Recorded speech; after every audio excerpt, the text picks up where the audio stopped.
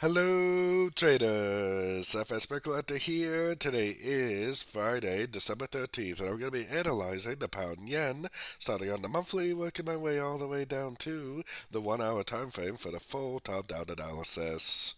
So on the pound yen, I still think that we are very likely in a wave 4, which eventually will end up going back up for a wave 5 to complete what I think is a very, very clear 5-wave pattern to the upside on the monthly time frame. So taking it down to the weekly time frame, I still think this is a wave A. To me, it looks like a possible complete pattern for a wave B. I still think there's a very good likelihood it's going to make a downtrend, a 5-wave downtrend for a wave C.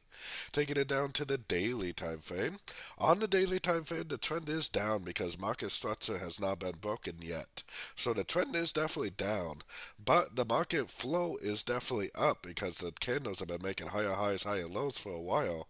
So while we're looking for longs on sort of time frames, we need to pay very, very close attention to these Fibonacci levels for a break to the downside to start looking for shorts again. So going down to the 4 hour time frame. On the 4 hour time frame, the trend is up, like I said. So we should be looking for longs, but we need to pay very, very close attention to these fib levels. We do have a little bit of a break of structure right here that we possibly need to pay attention to. If this is impulsive down, corrective up, and leading to another impulsive down, we definitely better try to get short if that is the case because it might just continue the downtrend.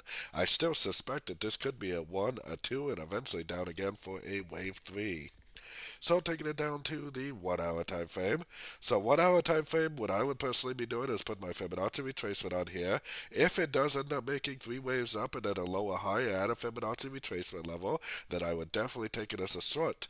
Because like I said, the daily trend is down, but the market flow has been up. So that means that technically the best thing to do would be look for longs at the end of 3-wave pullbacks until you get a break of structure. We did get a break of structure at a Fibonacci level, so we may possibly be having the end of a wave 2. If it is the end of a wave 2, then this should make a lower high, likely at a Fibonacci level, and continue the downtrend. If it just keeps on going up and taking out these previous highs, then I would expect it to go up to the next fib level, like the 78.6, before we look for another possible sorting opportunity.